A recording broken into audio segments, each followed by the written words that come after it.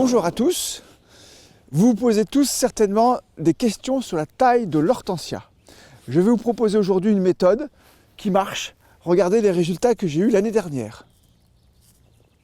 Parmi toutes les questions sur la taille des hortensias, il y en a une constante qui revient, c'est doit-on laisser des fleurs tout l'hiver ou non? Alors la réponse est très simple.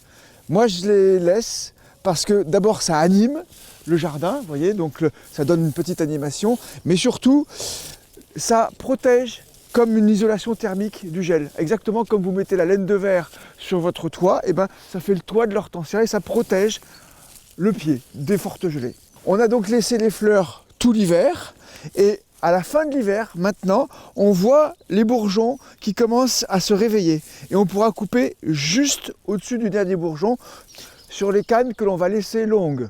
Tout d'abord, il faut bien comprendre comment fleurit l'hortensia. Il faut savoir que la floraison se fait sur les vieux bois, c'est-à-dire les bois qui ont de 1 an à 3 ans. Ça veut dire qu'on va constamment avoir l'objectif de régénérer la plante canne par canne. Si vous avez un très vieil hortensia, vous pouvez le régénérer en coupant tout à ras. Dans ces cas-là, vous allez avoir toutes les pousses qui vont pousser en même temps et il va falloir 1 an, 2 ans et peut-être 3 ans avant qu'il reconstitue sa capacité à faire des fleurs. Je dégage le pied de la plante pour bien voir ce que je fais, car je vais couper à la base les rameaux qui vont être destinés à être régénérés. Celle-ci par exemple, elle a été coupée l'année dernière une première fois, on voit les ramifications ici et là. Ensuite de quoi je redescends, elle a été coupée une deuxième fois ici l'année d'avant, donc elle a déjà fleuri 2 fois. Je peux me permettre de la couper maintenant à la base pour faire une taille de régénération.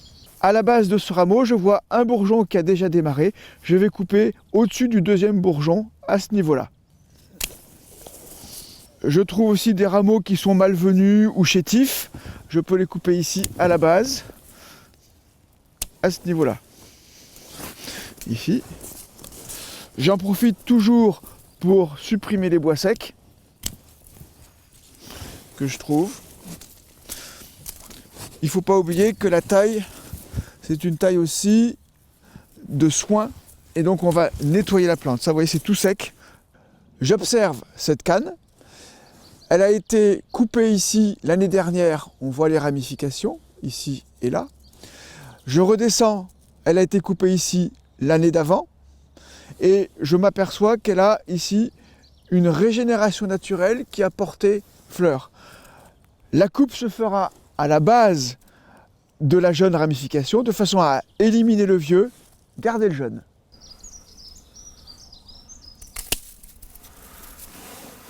Je régénère ici.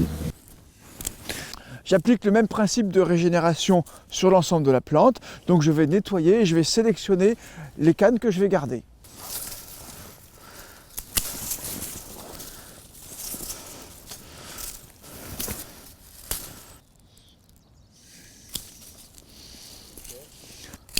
Je supprime à la base de la régénération. Et là, je nettoie le bois sec. Là c'est sec, hop, je nettoie. Ici je peux en supprimer 1 sur 2. Voilà. Je peux supprimer ça. Ça va se régénérer ici. Maintenant je vois clair sur ma plante. Donc elle est nettoyée, elle est éclaircie. J'ai sélectionné les cannes que je conserve. Elle est équilibrée. Je vais juste maintenant couper les inflorescences. Juste au-dessus des bourgeons qui ont démarré, ce sont eux qui vont porter les nouvelles inflorescences.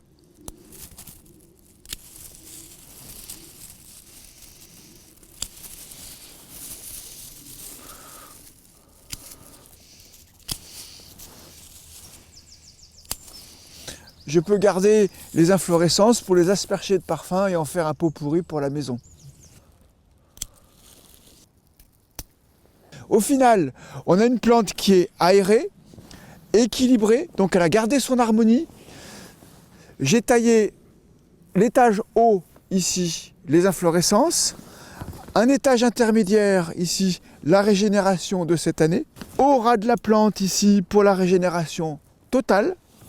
Et on a gardé ici des jeunes rameaux qui vont reconstituer la plante lorsque je vais supprimer l'année prochaine cette vieille canne.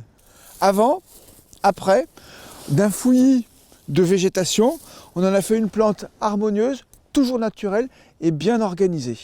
Donc taille tôt, taille tard, taille courbe et taille donc, et à bientôt pour une nouvelle taille en détail.